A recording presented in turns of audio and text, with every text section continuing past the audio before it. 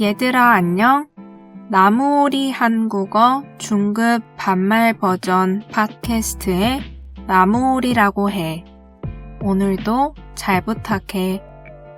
얘들아, 벌써 3월이야. 3월 하면 어떤 느낌이 들어? 한국에서 3월은 꽃도 피고 새 학기도 시작하는 달이라서 새 출발한다는 분위기와 느낌이 강해. 새 학기는 설레지만 좀 긴장도 되지. 새 학기가 시작하기 전에 새 학기 준비물을 사야 해서 여러 곳에서 새 학기 이벤트나 세일도 많이 해. 새 학기를 시작할 때 필요한 물건에는 뭐가 있는지 같이 알아보자. 일단 초등학교 준비물부터 얘기해 볼게. 초등학교를 입학해서 처음 갈 때는 먼저 가방이랑 실내화 주머니가 필요해. 실내화 주머니는 실내화를 넣어서 들고 다니는 가방이야. 한국에서는 학교에서 신발을 안 신고 학교 안으로 들어가기 전에 실내화로 갈아 신고 들어가. 그리고 여러 가지 필기구를 넣을 수 있는 필통도 필요해. 필통 안에 연필도 넣고 지우개도 넣고 자도 넣을 수 있지. 그리고 공책도 여러 개 필요해. 초등학생 때는 알림장도 꼭 필요해. 알림장은 매일 숙제나 내일 필요한 준비물을 적는 공책이야. 매일 학교가 끝나기 전에 선생님이 칠판에 적어주시면 아이들이 알림장에 받아 적어. 그리고 독서록이랑 일기장도 필요해. 독서록은 독후감, 책을 읽고 느낀 점이나 생각을 쓰는 공책이고, 일기장은 매일매일 있었던 일을 쓰는 공책이야. 독서록이랑 일기장은 보통 숙제로 매주 해야 해서 꼭 필요해. 그것 말고도 풀, 가위, 색연필, 크레파스, 스케치북 같은 것도 필요해. 중고등학교는 새 학기가 시작하기 전에 교복을 맞춰야 돼. 보통 학교마다 다르기 때문에 중학교 입학 전에 한 번, 고등학교 입학 전에 한 번, 총 2번 사게 돼. 그리고 필통에 샤프나 볼펜, 형광펜, 수정 테이프나 수정펜도 넣어 다녀. 초등학교 고학년이나 중학생 때부터 점점 더 다양한 문구류를 사기 시작하지. 포스트잇도 학생 때 자주 사용해. 컴퓨터용 사인펜은 시험을 볼 때 필요해. 컴퓨터용 사인펜은 줄여서 컴사라고도 하는데 시험 때 OMR 카드에 마킹하려면 꼭 필요해. 중고등학생이 되면 스터디 플래너를 쓰는 학생도 점점 많아져. 학교마다 좀 다르지만 실내화나 슬리퍼를 허용하는 학교도 있어. 그리고 사물함을 위해 자물쇠도 필요해. 새 학기는 새 친구도 만나고 새로운 선생님도 만나서 설레기도 하지만 좀 긴장되거나 무섭기도 해. 친했던 친구와 헤어질 수도 있고 새 친구도 사귀어야 하기 때문이지. 한국은 보통 수업마다 다른 학생들과 수업을 듣지 않아. 보통 한 학년에 몇 개의 반이 있고 새 학년 첫날에 반이 정해지면 1년 동안 쭉 같은 친구들과 같은 수업을 듣게 돼.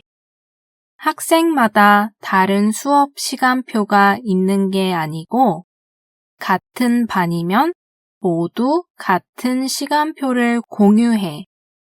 그리고 한국은 초중 고등학교 때는 동아리나 클럽 활동이 미국만큼 활발하지 않아.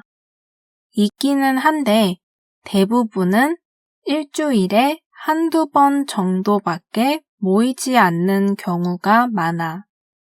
그래서 같은 반에서 사귀는 친구가 제일 많아.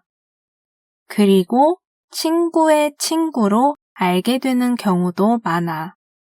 아무래도 1년 내내 같은 반에 있어서 자연스럽게 친해지는 경우가 많아. 대학교에 가면 조금 달라.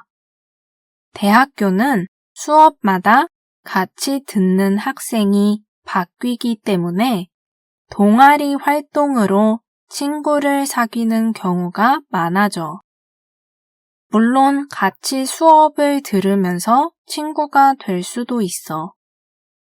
대학교 1학년들을 새내기라고도 하는데 새내기 때 이런저런 활동이나 행사가 많은데 빠지지 않고 참여하는 것도 친구를 사귀는 방법 중 하나야. 그런데 성인이 된 후에는 학교 같이 친구를 사귈 수 있는 곳이 딱히 없어. 물론 직장에서 동료들을 사귈 수 있기는 해.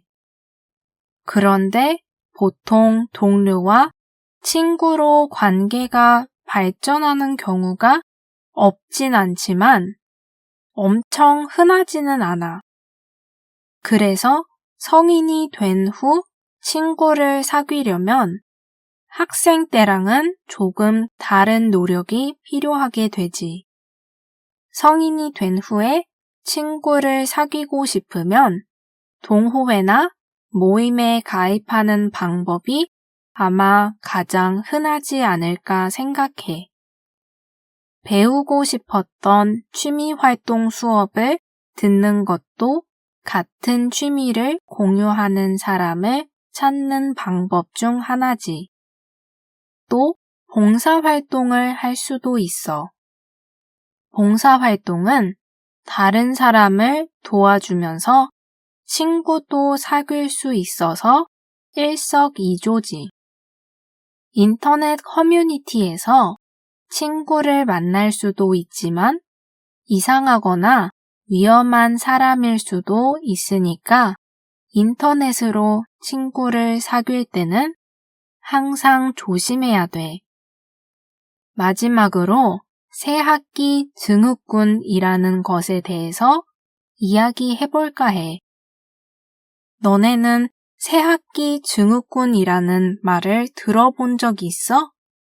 새학기 증후군이란 새로운 환경에 적응하지 못해 나타나는 다양한 육체적, 정신적 증상들을 의미해.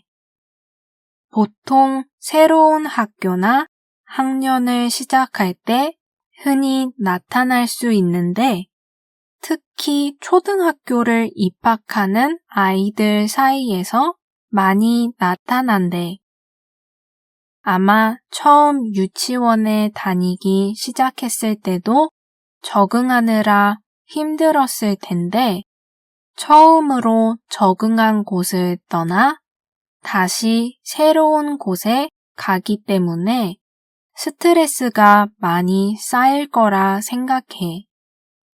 친했던 친구와 헤어지는 것도 새로운 환경도 유치원 때와는 달리 더 규칙적이고 오랜 시간 공부를 해야 하는 것도 모두 새로운 것이기 때문에 스트레스가 되겠지. 그런 새학기 증후군의 증상에는 뭐가 있을까? 새학기 증후군의 대표적인 증상은 일단 아이가 짜증이나 화를 평소보다 자주 내는 것이래. 학교에 가기 싫다고 말하거나 학교에 대한 이야기하기를 피하는 것도 증상 중 하나고, 또 다른 증상에는 등교 전에 두통이나 복통이 있다고 한다던가, 하교 후 평소보다 피곤해 한다던가, 식사량이 눈에 띄게 주는 것이 있대. 잠도 잘 못 자거나 자다가 깨는 것, 또는 일어나지 않은 일에 불안해하는 것도 증상 중 하나래. 이런 경우에는 아이와 공감해 주면서 대화를 해서 안정감을 주고 할 수 있다는 응원과 격려로 자신감을 키워주는 것이 도움이 된다고 해.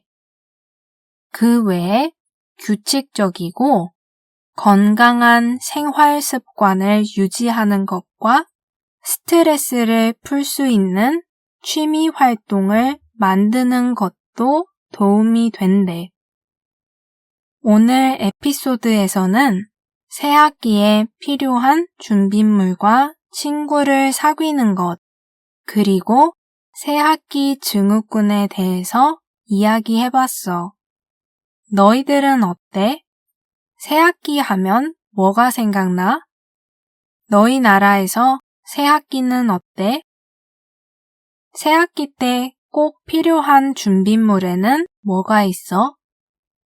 너네는 학생 때 새학기가 시작하는 것을 좋아했어? 아니면 긴장돼서 싫어했어? 어릴 때는 어떻게 친구를 사귀었어? 성인이 된 후에는 어때? 너네만의 친구 사귀는 방법이 있어? 새학기 증후군과 비슷한 단어가 너희 언어로도 있어? 너네는 어렸을 때 새학기 증후군을 겪어본 적 있어? 어떻게 극복했어? 혹시 아이가 있다면 아이가 이런 증상을 보인 적이 있어? 있다면 아이가 새학기 증후군을 극복할 수 있도록 어떻게 도와줬어? 오늘도 댓글로 알려줘. 오늘도 들어줘서 고마워. 수고했어. 지금까지 나무오리 한국어 중급 반말 버전 팟캐스트의 나무오리였어. 다음 시간에 봐.